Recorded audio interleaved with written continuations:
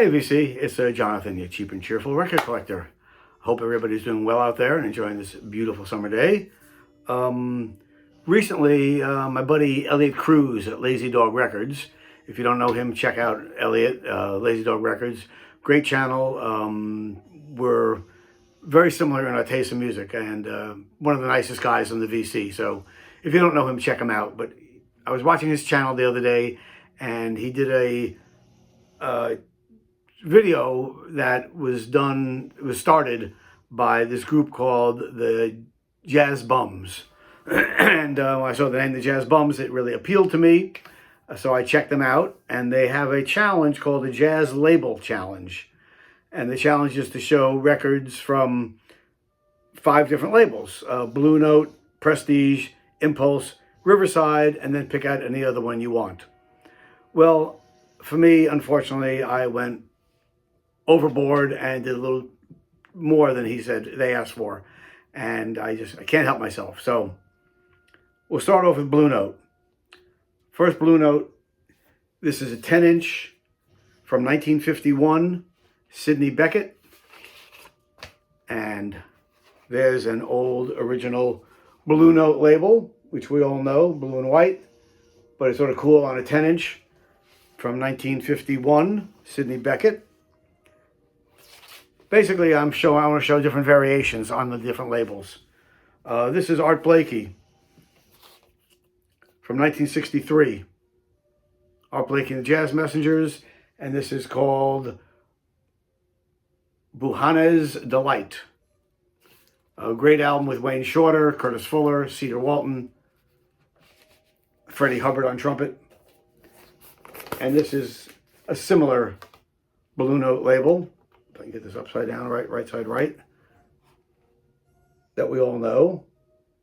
That's Blue Note from 1963. And you know, as they went along, these companies changed their label design at different times, different years, wanted to make it more modern, more up to date, or whatever. So things changed. Next one is a 1969 album by Lee Morgan. This is a 1970 repress, and it's Lee Morgan, and this is The Sixth Sense, and it says a promo copy, though there's no indication on the label that it's a promo copy. But this is their 1970 Blue Note label, the dark black and blue. I guess this had to do with Liberty Records at the time. So that's from 1970, originally released in 1969. So there's nothing on the label itself that says anything about promo, just on the sticker on the jacket. So I don't know what that's about, but great freaking record. Next one is a Freddie Hubbard album from 1976, and this is a Blue Note reissue series. Freddie Hubbard Here to Stay double LP. A compilation, and this has a different Blue Note label, and this is the reissue label, Blue Note reissue series, dark blue label. That's 1976. A nice reissue double album, has Freddie Hubbard, Wayne Shorter, Cedar Walton, Reggie Workman, Philly Joe Jones. How can you go wrong?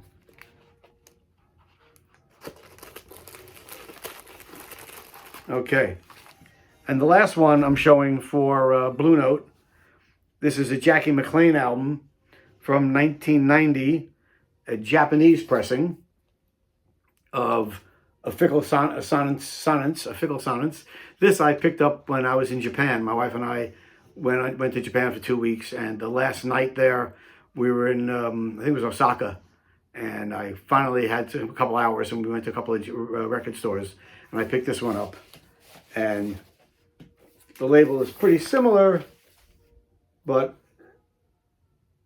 I think it's a DMM label, but Japanese pressing. So those are the Blue Note that I there's a lot more Blue Note, but these are the ones I chose to represent Blue Note records. The next one is will be Prestige. Prestige, great jazz label. This is an original Miles Davis from 1957, Bags Groove, with Miles Davis, Milt Jackson, Thelonious Monk, Sonny Rollins, Horace Silver, etc., etc. And this is the original. It's really not playable. I actually bought a new one recently, a new repress, because it's so clean. This one is a little bit hard to listen to. But that's the original Prestige yellow and black label that we all know and love. Next one on Prestige is from 1970. I'm sorry, 1967. A lot of these labels, especially Prestige and stuff, started getting bought by other larger corporations, and the labels changed. So this is Stan Getz Classics,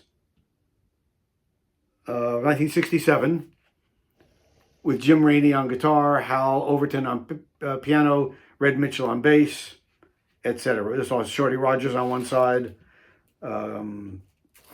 But this is a all blue Prestige label. Prestige stereo. 1967. And by 1968, they changed the label again. And the next one I have, which is 1968, is John Coltrane. And this is Soul Train, John Coltrane album. This one has Red Garland, Paul Chambers, and Art Taylor. And like I said, they changed the label yet again. And this is similar, but it's purple. There's the Prestige purple label from 1967. And then the last one I have for Prestige would be 1972. And this will be the great Charles Mingus. And the fantastic album, The Great Concert of Charles Mingus. Should have done a little more research on this one, but I've listened to this many times. I don't remember exactly where and when it was recorded, but it has Charles Mingus on bass, Johnny Coles on trumpet, Eric Dolphy on sax, clarinet, and flute, Clifford Jordan on tenor sax, Jackie Bird on piano, and Denny Richmond, of course, on drums. So this is yet again a different Prestige label, and that's that Prestige label on there, the green label. So like I said, a lot of these companies change labels. They guys try to make themselves be more current, more up to date, and there's a whole sorts of lists you can go online to find out which label, what year each label came out, etc., etc. But this is a 3-record set. It says, I don't think this is 1959, or 64. Must be 1964. Fantastic record. The Great Concert of Charles Mingus. So that's it with Prestige. Next we go to Impulse. My first one on Impulse is again by Charles Mingus. One of my favorite albums is Mingus, Mingus, Mingus from 1964 on Impulse, and has the Impulse label, the classic Impulse orange and black label. Impulse. This is a fantastic record. The bass lines on the opening are just amazing. And like I say, I'm old enough and lucky enough I got to see Mingus when I was about 16 years old, 1965. I was with a friend. We were walking around Greenwich Village, and we passed by the Village Vanguard, and there was a sandwich sign outside, said Sunday afternoon show, Charles Mingus. And we looked at each other. We got to check it out. So we went in. It was all ages show. Usually the Vanguard, you had to be 18 in New York to get into. We were like 16. And it was an afternoon show. I think the band was just waking up. But it was amazing to see Mingus at that time. Next one on Impulse will be 1974. This will be Keith Jarrett. And by then, Impulse was bought by ABC. So it became Impulse ABC. And this is Keith Jarrett, Treasure Island. There it is. Nice record. I'm definitely a Keith Jarrett fan. This has Dewey Redman, Sam Brown, Charles Hayden, and Paul Motion. So not a bad lineup there. From 1974. Next one will be from 1978. Still with Impulse. This is Sonny Rollins. And this is There Will Never Be Another You. Local radio station. I got a copy from them.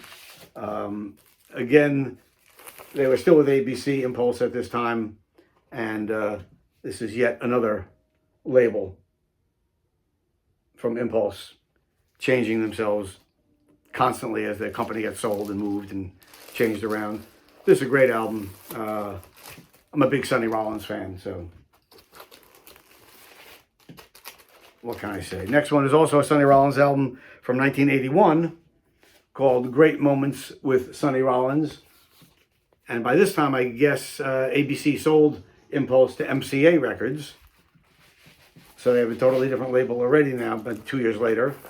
And this goes with the MCA Rainbow label, Great Moments, Impulse, MCA. So, like I said, things changed a lot. Labels, designs changed. So next one we have, he wants to do is Riverside. So I got some nice ones from Riverside to show. First one is, again, another 10-inch from 1954. This is Muggsy Spanner and his Bucktown 5. Nice 10-inch, but what's interesting about this one, if I can get it out, it's on red vinyl. And there's the Riverside label we all know. A 10-inch red vinyl, Muggsy Spanner and his Bucktown 5. Next one is a Jelly Roll Morton album from 1957. You ever know Jelly Roll Morton, the man who claims to have invented jazz?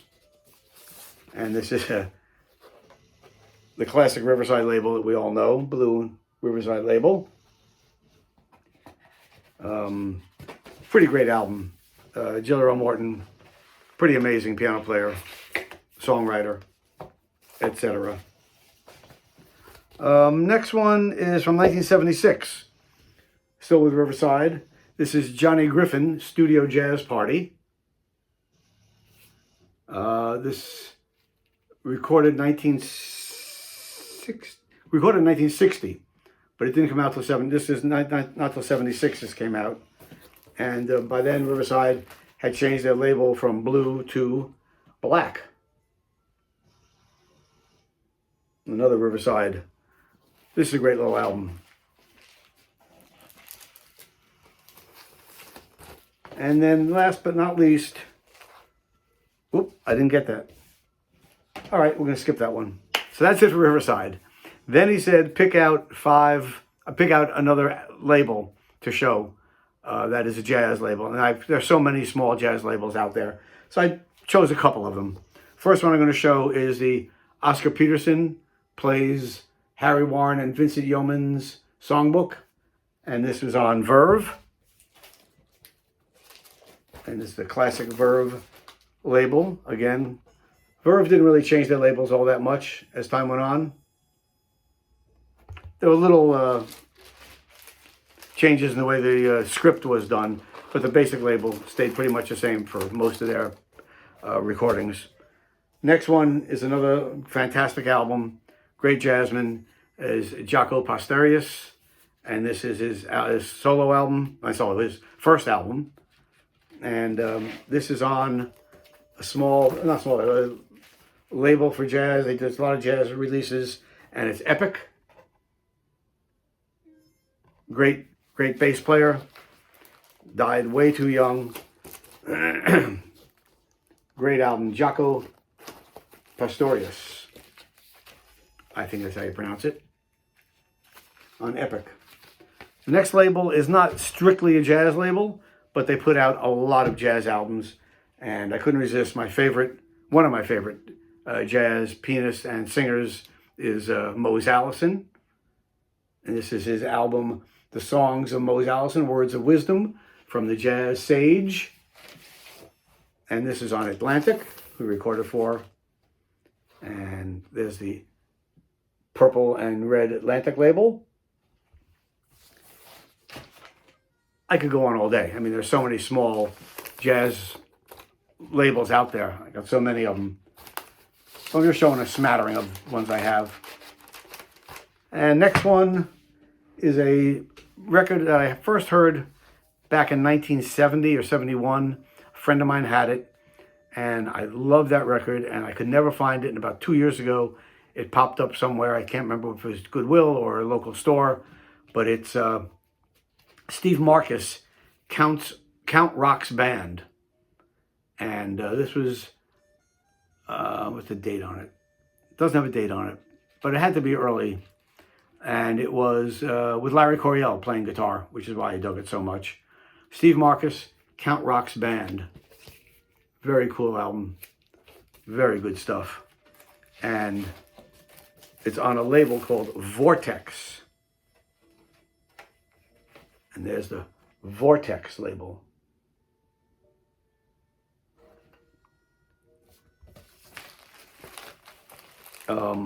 Yeah, if you like Larry Coryell and that type of thing, really cool album. Hard to find. Not worth a hell of a lot, but hard to find, and really great album. And last but not least, a label that does a lot of jazz, a strictly jazz label, is CTI. And this is Stanley Turrentine album called Cherry with Milt Jackson. And this is a radio station white label promo. And there's CTI. Usually it's in colors. They're usually orange or yellow, but there's the white label promo of Stanley Turrentine Cherry on CTI. So those are just some of the labels in jazz that are out there. I'm sure there are people who are much more learned than I about when they changed and why they changed colors and styles on labels. And again, there are so many small jazz labels out there, companies putting out records. You could go on and on and on and on. I think I've gone on long enough. Hey, thanks very much. And again, make sure that if you get a chance, check out Elliot Cruz at Lazy Dog Records, and check out the Jazz Bums. All right? Hey, thanks for watching. If you enjoyed this at all and you'd like to see more, please subscribe down below. Give me a thumbs up. And until next time, peace.